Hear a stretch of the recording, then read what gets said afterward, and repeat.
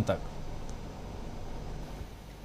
देखिए, जो मोदी साहब की शैली है, तो ये 20 दल वहां होते भी तो भी ये कैमरा के फ्रेम में नहीं आते।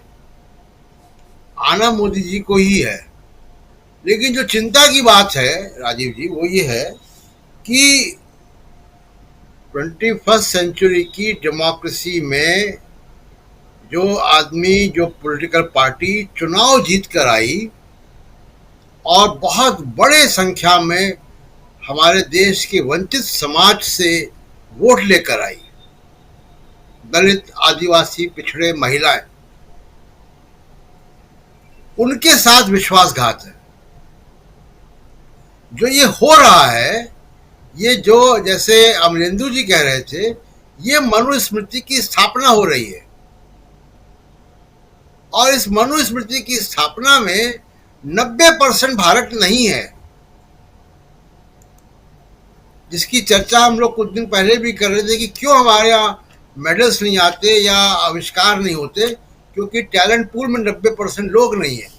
तो ये 90% भारत को किनारे रख कर एक पौराणिक मनुस्मृति जो है उसकी स्थापना हो रही है। और इसकी स्थापना का मतलब क्या है?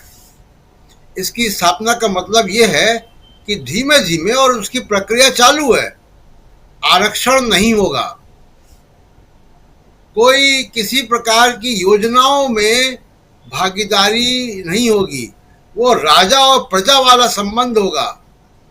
और जो जब ये दंड एक संविधान की किताब की जगह, जिसमें लिखा हुआ है we the people of India, उसकी जगह, हम भारत के लोग की जगह, ये एक राजशाही दंड वहां पे होगा, जो उस जमाने का है जब राजा का सलाहकार जो है वो राजपुरोहित होता था। तो राजपुरोहित की जो सिस्टम है, वो राजपुरोहित के सिस्टम में आरक्षण नहीं होगा, सामाजिक न्याय नहीं होगा। वहां पे वही पौराणिक चीजें आएंगी, और उसकी शुरुआत हो चुकी है। तो ये केवल एक सिंबल नहीं आ रहा है, ये पूरी एक सोच व्यवस्था, जिसमें आरएसएस बहुत दिनों से लगी हुई थी। आरएसएस का कोई, ये केवल दिखावा है उनका मुस्लिम विरोध। असली उनका काम है जो मनुस्मृति को स्थापित करना।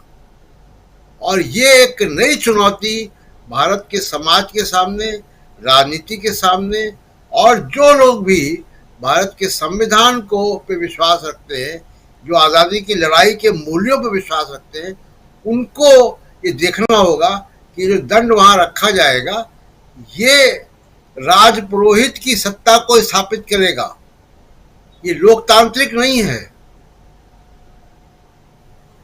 और इस तरफ ये भारत जा रहा है आज़ादी के इतने सालों के बाद, ये चिंता का विषय होगा। और मुझे लगता है राजीव जी, जो आप ऊपर लिख रहे हैं लोकतंत्र से खिलवाड़ भारी पड़ेगा, हम पहले भी देख चुके हैं।